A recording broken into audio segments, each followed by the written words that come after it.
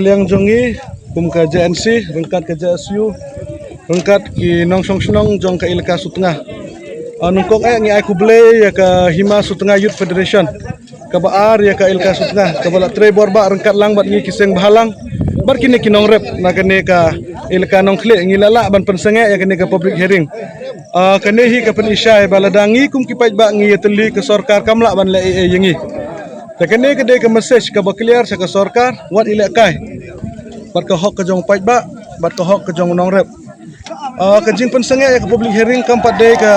nyimpat hun tang kumta hendring in yai budin bakito kibala sya kini ya ka hok kide banyo ya ka hok ka jongki mar ka ilka setengah ka de banyo ya putu samu jongka kumba kila pensenge bakala don ka jing ya tengkuput mah takene ke message ka bakrau ngi aku blay ya borok ki khot jong kari bat ka jat benriu wada pedeng ka jing sya berngem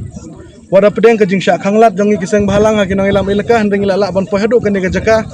bat ngilala ruban pensenge kumba pi menne ka don ka jing blok ingi mo ka jing tunjuk ka balai project live urkom ngimat hakilenti ke bengiwan sene kila thangi ki kali ban blok ingi kila bu da ki mau ki bahe kila sedang don kam da ki force ru hendring aku blay ru ya ka police department ka baka bakilong middle kilong hapedeng kim don liang nang nonang nuru ang aku blay ya ka pollution board ya ka DC office ba ya ki police department namar ka jinglong pedeng ka jongki kim don ka jing sya liang seno bat ngi aku blay ru ya ki bor sarkar mah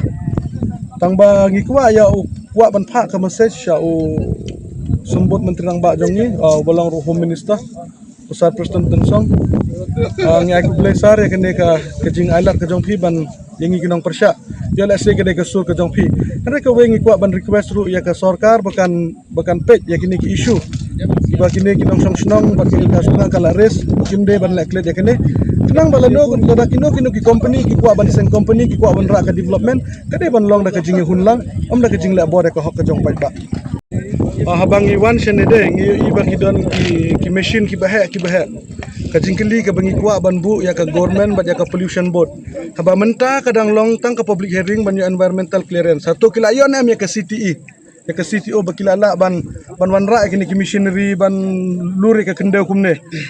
takene hi ka pausyahi ba kadon shelended kadon ki han jong ka sarkar ki ba involve hakane ka Shri Cement tata kadaw ngi kwa ban bu ka jingkermen ka jingkeli ya ka sarkar bat ya ka district administration bat ya ka pollution board hato kila ayo ne am ya ka CTE bat ka CTO ba kila wanra ya ki machinery ki bahe kum kene